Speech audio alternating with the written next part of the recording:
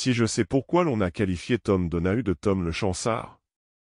Oui, je le sais, et c'est plus que ne peut en dire 1 sur 10 des gens qui l'appellent ainsi. J'ai pas mal roulé le monde en mon temps, et vu maintes choses étranges, mais aucune qui le soit plus que la façon dont Tom gagna ce sobriquet, et avec cela sa fortune. Car je me trouvais alors avec lui. Le raconter? Oh, certainement, mais c'est une histoire un peu longue, et une histoire des plus étranges. Ainsi donc remplissez de nouveau votre verre, et allumez un autre cigare pendant que je tâcherai de la dévider. Oui, c'est une histoire fort étrange, et qui laisse bien loin certains contes de fées que j'ai entendus. Et pourtant elle est vraie, monsieur, vraie d'un bout à l'autre. Il y a dans la colonie du Cap des gens qui vivent encore, qui s'en souviennent et qui vous confirmeront ce que je dis. Le récit a été fait bien des fois autour du feu dans les chaumières des beurs depuis l'état d'Orange jusqu'au Gris-Calan, oui, et aussi dans la brousse et au champ de diamants. J'ai pris des manières assez rudes, monsieur, mais j'ai été inscrit jadis à Middle Temple, et j'ai fait mes études pour le barreau. Tom, c'est tant pis pour moi, fut un de mes condisciples, et nous avons fait une rude noce pendant ce temps-là de sorte que nos finances allaient se trouver à sec. Nous fûmes obligés de laisser là nos prétendues études, et de voir s'il n'y aurait point quelque part dans le monde un pays où de jeunes gaillards aux bras vigoureux, à la constitution saine, pourraient faire leur chemin. En ce temps-là, le courant de l'émigration commençait à peine à dévier du côté de l'Afrique. Nous pensâmes donc que le meilleur parti à prendre était d'aller là-bas, dans la colonie du Cap. Donc, pour couper au plus court, nous nous embarquâmes, et nous débarquâmes au Cap, avec un capital de moins de 5 livres, et alors nous nous séparâmes. On tenta la chance dans bien des directions, l'on eut des hauts et des bas, mais au bout du compte, quand le hasard, après 3 ans, eut amené chacun de nous dans le haut pays, où l'on se rencontra de nouveau, j'ai le regret de dire que nous étions dans une situation aussi embarrassée qu'à notre point de départ. Voilà qui n'avait guère l'air d'un début brillant, et nous étions bien découragés, si découragés, que Tom parlait de retourner en Angleterre et de chercher une place d'employé. Par où vous voyez que, sans le savoir, nous n'avions joué que nos basses cartes, et que nous avions encore en main tous nos atouts. Non, nous nous figurions que nous avions la main malheureuse en tout. Nous nous trouvions dans une région presque dépourvue de population. Il ne s'y trouvait que quelques fermes éparpillées à de grandes distances, avec des maisons d'habitation entourées d'une palissade et de barrières pour se défendre contre les cafres. Tom Donahue et moi nous avions tout juste une méchante hutte dans la brousse, mais on savait que nous ne possédions rien, et que nous jouions avec quelque adresse du revolver, de sorte que nous ne courions pas grand risque. Nous restions là, à faire quelques besognes par-ci par-là, et à espérer des temps meilleurs. Or, au bout d'un mois, il arriva un soir certaine chose qui commença à nous remonter un peu l'un et l'autre, et c'est de cette chose-là, monsieur, que je vais vous parler. Je m'en souviens bien. Le vent hurlait autour de notre cabane et la pluie menaçait de faire irruption par notre misérable fenêtre. Nous avions allumé un grand feu de bois qui pétillait et lançait des étincelles sur le foyer. J'étais assis à côté, m'occupant à réparer un fouet, pendant que Tom, étendu dans la caisse qui lui servait de lit, geignait piteusement sur la malchance qu'il avait amenée dans un tel endroit. « Du courage, Tom, du courage, dis-je. Aucun homme ne sait jamais ce qu'il attend. La déveine, Jacques, la déveine. J'ai toujours été le chien le plus dévénard qu'il y ait. Voici 3 ans que je suis dans cet abominable pays. Je vois des jeunes gens qui arrivent à peine d'Angleterre, et qui font sonner leurs poches pleines d'argent et moi je suis aussi pauvre que le jour où j'ai débarqué. Ah. Jacques, vieux copain, si vous tenez à rester la tête au-dessus de l'eau, il faut que vous cherchiez fortune ailleurs qu'en ma compagnie. Des bêtises, Tom. Vous êtes en déveine aujourd'hui. Mais écoutez, quelqu'un marche au dehors. À son pas, je reconnais Dick Wharton. Si quelqu'un est capable de vous remettre en train, c'est lui. Je parlais encore, que la porte s'ouvrit pour laisser entrer l'honnête Dick Wharton, tout ruisselant d'eau, sa bonne face rouge apparaissant à travers une buée comme la lune dans l'équinoxe d'automne. Il se secoua, et, après nous avoir dit bonjour, il s'assit près du feu. « Dehors, Dick, par une nuit pareille ?» dis-je. Vous trouverez dans le rhumatisme un ennemi pire que les cafres, si vous ne prenez pas des habitudes régulières. Dick avait l'air plus sérieux que d'ordinaire. On eût même pu dire qu'il paraissait effrayé, si l'on n'avait pas connu son homme. Fallait y aller, dit-il. Fallait y aller. Une des bêtes de Madison s'est égarée. On l'a aperçue par là-bas, dans la vallée de Sasassa, et naturellement pas un de nos noirs n'a consenti à se hasarder la nuit dans cette vallée et si nous avions attendu jusqu'au matin, l'animal se serait trouvé dans le pays des Cafres. Pourquoi refuse-t-il d'aller la nuit dans la vallée de Sasassa? Demanda Tom. À cause des Cafres, je suppose, dis-je. Fantôme, dit Dick. Nous nous mîmes tous deux à rire. Je suis persuadé qu'à un homme aussi prosaïque que vous, ils n'ont pas seulement laissé entrevoir leur charme, dit Tom du fond de sa caisse. Si, dit Dick d'un ton sérieux, mais si, j'ai vu ce dont parlent les Noireaux, et, sur ma parole, mes garçons, je ne tiens pas à le revoir. Tom se mit sur son séant. Des sottises, Dick, vous voulez rire, l'ami. Allons, contez-nous tout cela, la légende d'abord, et ensuite ce que vous avez vu. Passez-lui la bouteille, Jacques. Eh bien, dit Dick, pour la légende, il paraît que les Noireaux se repassent de génération en génération la croyance que la vallée de Sasassa est hantée par un démon horrible. Des chasseurs, des voyageurs qui descendaient le défilé ont vu ses yeux luisants sous les ombres des escarpements, et le bruit court que quiconque a subi par hasard ce regard malfaisant, est poursuivi pendant tout le reste de sa vie par la malchance due à l'influence maudite de cet être. Est-ce vrai, ou non, dit Dick d'un air piteux. Je pourrais avoir l'occasion de le savoir par moi-même. Continuez, Dick, continuez, s'écria Tom. Racontez-nous ce que vous avez vu. Eh bien voilà, j'allais à tâtons par la vallée en cherchant la vache de Madison, et j'étais arrivé, je crois, à moitié chemin de la pente, vers l'endroit où un rocher escarpé, tout noir, se dresse dans le ravin de droite. Je m'y arrêté pour boire une gorgée. À ce moment-là, j'avais les yeux tournés vers cette pointe de rocher. Au bout d'un moment je vis surgir, en apparence, de la base du roc, à 8 pieds de terre, et à une centaine de yards de distance, une étrange flamme livide, qui papillotait, oscillait, tantôt semblait près de s'éteindre, et tantôt reparaissait. Non, non, j'ai vu bien des fois le ver luisant et la mouche de feu. Ce n'était rien de pareil. Cette flamme était bien là, et je la regardai 10 bonnes minutes en tremblant de tous mes membres. Je fis alors un pas en avant. Elle disparut instantanément, comme la flamme d'une bougie qu'on a soufflée. Je fis un pas en arrière, mais il me fallut un certain temps pour retrouver l'endroit exact et la position d'où la flamme était visible. À la fin, elle reparut, la lueur mystérieuse, mobile comme auparavant. Alors, rassemblant tout mon courage, je marchai vers le rocher, mais le sol était si accidenté qu'il m'était impossible de marcher en droite ligne, et quoique j'aie fait tout le tour de la base du rocher, je ne pus rien voir. Alors je me remis en route pour la maison, et je puis vous le dire, mes enfants, je ne me suis pas aperçu qu'il pleuvait pendant tout le long du trajet, jusqu'au moment où vous me l'avez dit. Mais oh là! Qu'est-ce qui prend à Tom? Qu'est-ce qui lui prenait, en effet? À ce moment-là Tom était assis, les jambes hors de sa caisse, et sa figure entière trahissait une excitation si intense qu'elle faisait peine à voir. Le démon aurait 2 yeux. Combien avez-vous vu de lumière, Dick? Parlez. Une seule.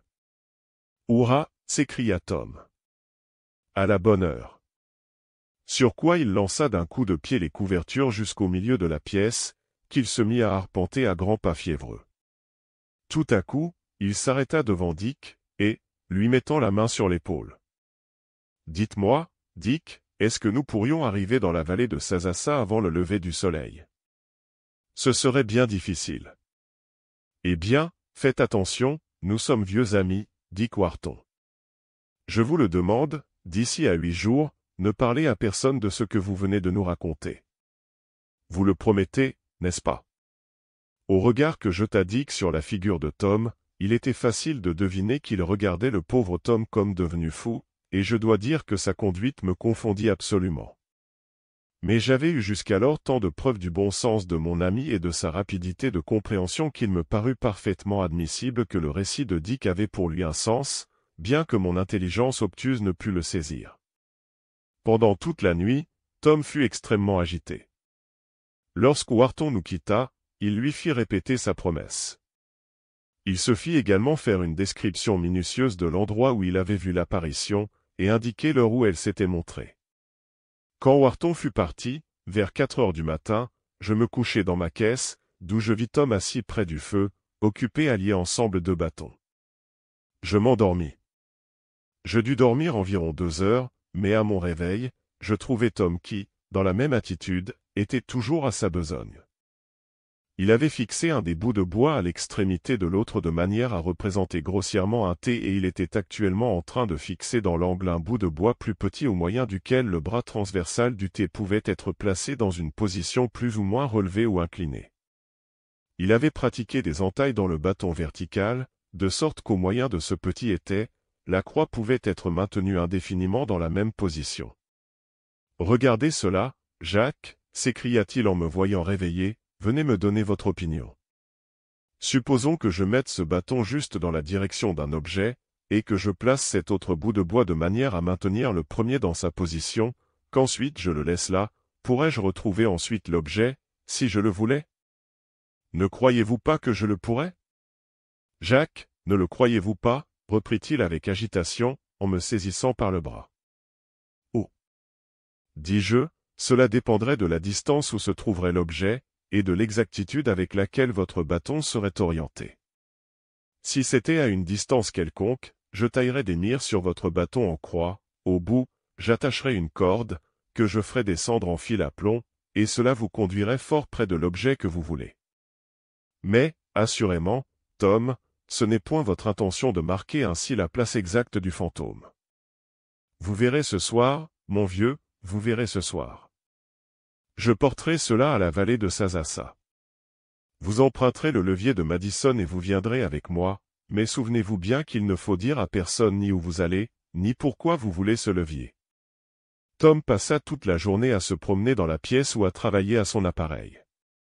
Il avait les yeux brillants, les joues animées d'un rouge de fièvre, dont il présentait au plus haut degré tous les symptômes. Fasse le ciel que le diagnostic de Dick ne se confirme pas, me dis-je, en revenant avec mon levier. Et pourtant, quand vint le soir, je me sentis envahi à mon tour par cette excitation. Vers 6 heures, Tom se leva et prit son instrument. « Je n'y tiens plus, Jacques, dit-il, prenez votre levier, et en route pour la vallée de Sasassa. La besogne de cette nuit, mon vieux, nous rendra opulents ou nous achèvera. Prenez votre revolver, pour le cas où on rencontrerait des cafres. Je n'ose pas prendre le mien, Jacques, reprit-il en me mettant les mains sur les épaules, car si ma déveine me poursuit encore cette nuit, je ne sais ce que je serai capable d'en faire. Ayant donc rempli nos poches de vivres, nous partîmes pour ce fatigant trajet de la vallée de Sasassa. En route, je fis main et fort pour tirer de mon compagnon quelques indications sur son projet. Il se bornait à répondre. « Hâtons-nous, Jacques. » Qui sait combien de gens ont, à cette heure, entendu le récit de Wharton? Hâtons-nous, sans quoi nous ne serons peut-être pas les premiers arrivés sur le terrain. Ah! Monsieur, nous fîmes un trajet de 10 000 environ à travers les montagnes. Enfin, après être descendus par une pente rapide, nous vîmes s'ouvrir devant nous un ravin si sombre, si noir qu'on eût pu le prendre pour la porte même de l'enfer. Des falaises hautes de plusieurs centaines de pieds enfermaient de tous côtés ce défilé encombré de blocs éboulés qui conduisait à travers le pays hanté, dans la direction du pays des Cafres. La lune, surgissant au-dessus des escarpements, dessinait en contour des plus nettes les dentelures irrégulières des rochers qui en formaient les sommets, pendant qu'au-dessous de cela tout était noir comme l'érèbe. « La vallée de Sasassa » dis-je. « Oui, » répondit Tom. Je le regardai. En ce moment, il était calme. L'ardeur fébrile avait disparu. Il agissait avec réflexion, avec lenteur. Cependant, il avait dans les traits une certaine raideur, dans l'œil une lueur qui annonçait que l'instant grave était venu. Nous entrâmes dans le défilé, en trébuchant parmi les éboulis. Tout à coup j'entendis une exclamation courte, vive, lancée par Tom. « Le voici, le rocher » s'écria-t-il en désignant une grande masse qui se dressait devant nous dans l'obscurité. Maintenant, je vous en supplie, faites bon usage de vos yeux. Nous sommes à environ 100 yards de la falaise, à ce que je crois. Avancez lentement d'un côté, j'en ferai autant de l'autre. Si vous apercevez quelque chose, arrêtez-vous et appelez. Ne faites pas plus de 12 pouces à chaque pas et tenez les yeux fixés sur l'escarpement à environ 8 pieds de terre. Êtes-vous prêts? Oui. À ce moment j'étais encore plus excité que Tom. Quelle était son intention? Qu'avait-il en vue? Je n'avais pas même de supposition à ce sujet, si ce n'est qu'il se proposait d'examiner en plein jour la partie de la falaise d'où venait la lumière. Mais l'influence de cette situation romanesque et de l'agitation que mon compagnon éprouvait en la comprimant, était si forte que je sentais le sang courir dans mes veines et le pouls battre violemment à mes tempes. « Partez !» cria Tom. Et alors nous nous mîmes en marche, lui à droite, moi à gauche, en tenant les yeux fixés sur la base du rocher. J'avais avancé d'environ 20 pas, quand la chose m'apparut soudain.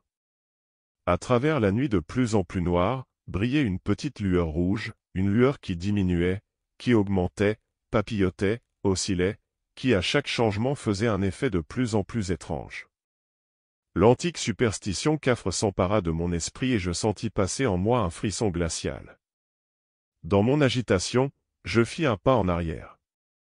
Alors la lueur disparut instantanément, laissant à sa place une profonde obscurité. Je m'avançai de nouveau. Elle reparut, la lueur rouge, à la base du rocher. « Tom, Tom !» criai-je. « Oui, j'y vais !» l'entendis-je crier à son tour, comme il accourait à moi. La voici, là, en haut, contre le rocher. Tom était tout près de moi. « Je ne vois rien, dit-il.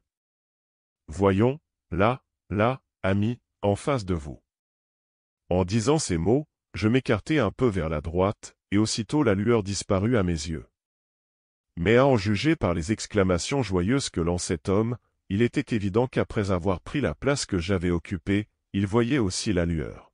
« Jacques !» s'écria-t-il en se tournant et me serrant la main de toutes ses forces, « Jacques, vous et moi nous n'aurons plus lieu de nous plaindre de notre malchance. Maintenant faisons un tas de pierres à l'endroit où nous sommes. C'est cela. À présent nous allons fixer solidement notre poteau indicateur au sommet. Voilà. Il faudrait un vent bien fort pour l'abattre et il nous suffit qu'il tienne bon jusqu'au matin. Oh.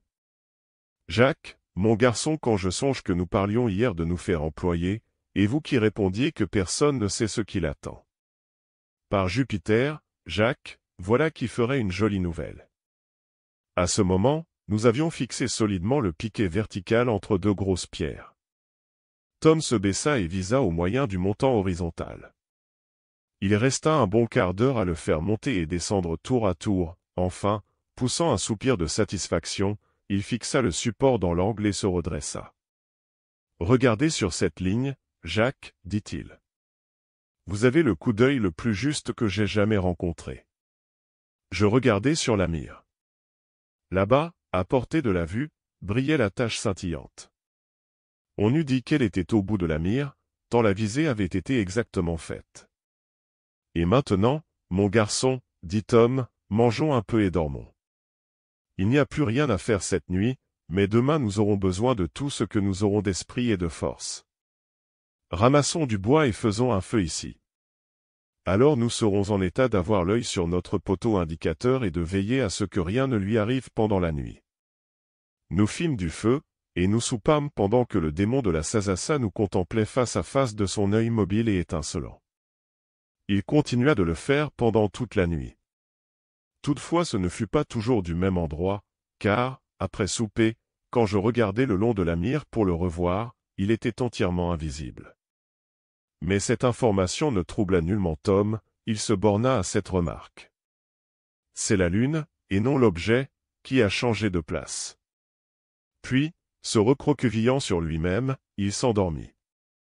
Le lendemain, dès la pointe du jour, nous étions debout, et nous examinions le rocher au bout de notre mire. Nous ne distinguions rien qu'une surface terne, ardoisée, uniforme, peut-être un peu plus raboteuse à l'endroit où arrivait notre ligne de mire, mais sans autre particularité remarquable. Maintenant mettons à exécution votre idée, Jacques, dit Tom Donahue, en déroulant autour de sa taille une longue ficelle, fixez-la par un bout, tandis que j'irai jusqu'à l'autre bout. En disant ces mots, il partit dans la direction de la base de l'escarpement, en tenant un bout de la corde, pendant que je tirais sur l'autre en l'enroulant autour du piquet, et le faisant passer par la mire du bout. De cette façon, je pouvais dire à Tom d'aller à droite ou à gauche. Notre corde était maintenue tendue depuis son point d'attache, par le point de mire, et de là dans la direction du rocher, où elle aboutissait à environ 8 pieds du sol. Tom traça à la craie un cercle d'environ 3 pieds de diamètre autour de ce point. Alors il me cria de venir le rejoindre. Nous avons combiné l'affaire ensemble, Jacques, dit-il, et nous ferons la trouvaille ensemble, s'il y en a une. Le cercle, qu'il avait tracé, comprenait une partie du rocher plus lisse que le reste, excepté au centre, où se remarquaient quelques noyaux saillants et rugueux. Tom m'en montra un en poussant un cri de joie. C'était une masse assez irrégulière, de teinte brune, qui avait à peu près le volume du poing d'un homme, et qu'on eût pris pour un tesson de verre sale incrusté dans le mur escarpé. « C'est cela !» s'écria-t-il, « c'est cela !»« Cela, quoi ?» Et mon homme, un diamant, et un diamant tel qu'il n'y a monarque au monde qui n'en envie la possession à Tom Donahue. Jouez de votre barre de fer, et bientôt nous aurons exorcisé le démon de la vallée de Sazassa. J'étais si abasourdi que pendant un instant je restais muet de surprise, à contempler le trésor qui était tombé entre nos mains de façon si inespérée. « Allons, dit Tom, passez-moi le levier. À présent, en prenant comme point d'appui la saillie qui sort ici du rocher, nous pourrons le faire sauter. » Oui, il cède. Je n'aurais jamais cru qu'il serait venu aussi facilement. À présent, Jacques, plus nous nous dépêcherons de retourner à la cabane, et de là d'aller au cap, mieux nous ferons. Après avoir enveloppé notre trésor, nous reprîmes à travers les collines la route de la maison. Chemin faisant, Tom me conta qu'au temps où il étudiait le droit à Middle Temple, il avait trouvé dans la bibliothèque une brochure poudreuse d'un certain Jean Svanunim, qui racontait une aventure fort semblable à la nôtre, et qui était arrivée à ce brave Hollandais vers la fin du XVIIe siècle, aventure qui avait abouti à la découverte d'un diamant lumineux. Ce récit s'était représenté à l'esprit de Tom pendant qu'il écoutait l'histoire de fantôme de l'honnête Dick Wharton. Quant aux moyens inventés pour vérifier la supposition, ils étaient sortis de son fertile cerveau d'Irlandais. « Nous le porterons au cap, dit Tom, et si nous ne pouvons nous en défaire avantageusement dans cette ville, nous gagnerons bien notre voyage en nous embarquant pour Londres. Tout de même allons d'abord chez Madison, il se connaît un peu en ces choses, et peut-être nous donnera quelque idée de ce que nous pouvons regarder comme un prix équitable pour notre trésor. » En conséquence, nous quittâmes notre route, au lieu de retourner à notre hutte, pour prendre le sentier étroit qui conduisait à la ferme de Madison. Nous le trouvâmes en train de déjeuner. Une minute après, nous étions assis à sa table, grâce à l'hospitalité sud-africaine. « Eh bien, dit-il, quand les domestiques furent partis, qu'y a-t-il sous roche ? Vous avez quelque chose à me dire, je le vois. Qu'est-ce que c'est ? » Tom tira son paquet, dénoua d'un air solennel les mouchoirs qui l'enveloppaient. « Voilà, dit-il, en posant le cristal sur la table, quel prix vous paraîtrait-il honnête d'offrir pour ceci ? » Madison prit l'objet et l'examina d'un air de connaisseur. « Eh bien, dit-il, en le remettant sur la table, à l'état brut, cela vaudrait 12 shillings la tonne. »« 12 shillings, s'écria Tom, en se dressant d'un bond. Ne voyez-vous pas ce que c'est ? Du sel-gemme. Au diable le sel-gemme. C'est du diamant. Goûtez Y, dit Madison. Tom le porta à ses lèvres, le jeta à terre en poussant un juron terrible, et sortit aussitôt de la chambre. Je me sentais moi-même attristé, déçu, mais me rappelant ce que Tom avait dit au sujet du revolver, je sortis aussi et retournai à la hutte, plantant la Madison, muet, abasourdi. Quand j'entrai, je trouvai Tom couché dans sa caisse, la figure tournée vers le mur, et l'air trop découragé pour accepter mes paroles de consolation. Maudissant Dick et Madison, le démon de Sazassa et tout le reste, j'allais faire un tour hors de la hutte et me réconforter de notre pénible mésaventure en fumant une pipe. J'étais arrivé à 50 pas de la hutte quand j'en entendis partir le bruit auquel je m'attendais le moins de ce côté-là. Si ce son avait été un gémissement ou un juron, je l'aurais trouvé tout naturel, mais celui qui me fit m'arrêter et retirer ma pipe de ma bouche était un bruyant éclat de rire. L'instant d'après, Tom en personne sortait de la hutte, la figure toute rayonnante de joie. En chasse pour 10 autres 1000 à pied, vieux camarade. Ah. Oui, pour un autre morceau de sel gemme, à 12 shillings la tonne. Ne parlons plus de cela, Jacques, me dit Tom avec un large rire, si vous avez de l'affection pour moi. Maintenant faites attention, Jacques. Quel sot, quel fou nous avons été de nous laisser jeter à bas par une bagatelle. Asseyez-vous seulement un instant sur cette souche, et je vous rendrai la chose aussi claire que le jour. Vous avez vu plus d'une fois un bloc de sel gemme incrusté dans de la roche, et moi aussi j'en ai vu, quoique j'ai fait tant d'affaires avec celui-ci. Eh bien, Jacques, avez-vous jamais vu de ces morceaux-là briller dans l'obscurité à peine autant qu'une luciole? Non, je ne peux pas dire que j'en ai vu.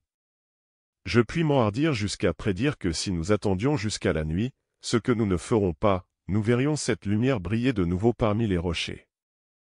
Donc, Jacques, quand nous avons détaché ce sel sans valeur, nous nous sommes trompés de cristal. Il n'y a rien d'étrange, dans ces collines, à ce qu'un morceau de sel gemme se trouve à un pied de distance d'un diamant. Il en a pris l'éclat, et nous étions surexcités, nous nous sommes conduits sottement, et avons laissé en place la véritable pierre.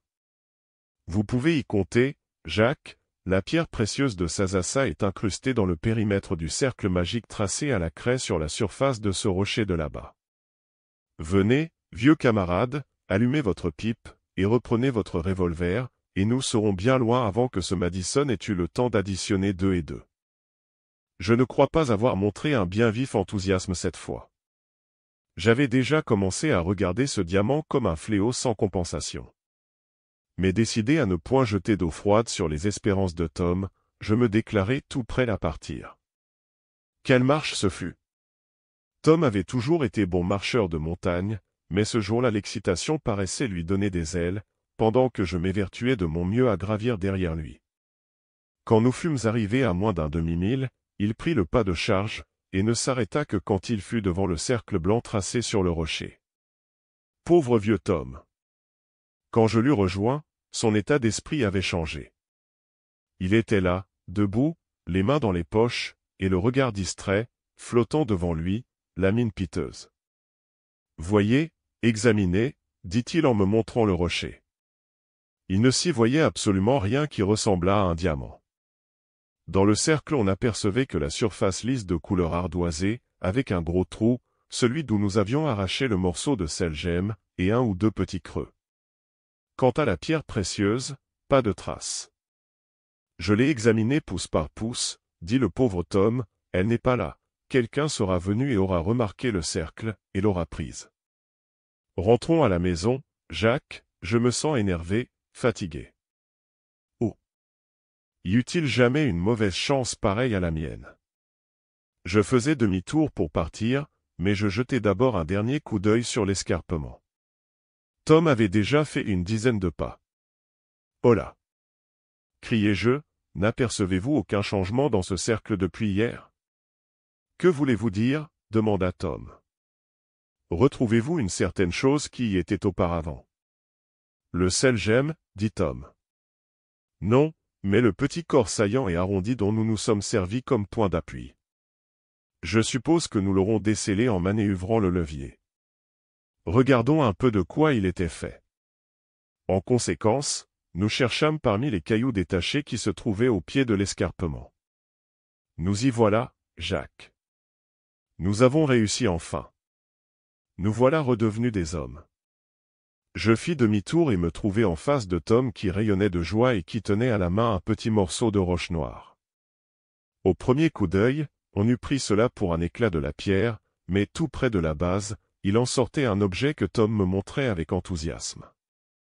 On eût dit tout d'abord un œil de verre, mais il y avait là un éclat et une profondeur transparente que jamais ne donna aucune espèce de verre. Cette fois, il n'y avait pas erreur, nous étions bien possesseurs d'une pierre précieuse de grande valeur. Nous quittâmes donc la vallée d'un cœur léger, en emportant le démon qui y avait régné si longtemps. Voilà la chose, monsieur, je l'ai conté d'une façon trop prolixe, et je vous ai peut-être fatigué. Vous le voyez, quand je me mets à parler de ces rudes temps d'autrefois, je crois revoir la petite cabane, le ruisseau qui coulait auprès, et la brousse qui l'entourait, et je crois entendre encore la voix de ce brave Tom.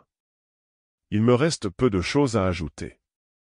Nous prospérâmes grâce à la pierre précieuse. Tom Donahue, comme vous le savez, s'est établi ici, et il est bien connu dans la ville. De mon côté j'ai réussi, je me livre à l'agriculture et à l'élevage des autruches en Afrique. Nous avons donné au vieux Dick Wharton de quoi s'établir pour son compte, et il est un de nos plus proches voisins. Si jamais vous venez de notre côté, monsieur, ne manquez pas de demander Jacques Turnbull, propriétaire de la ferme de Sasassa.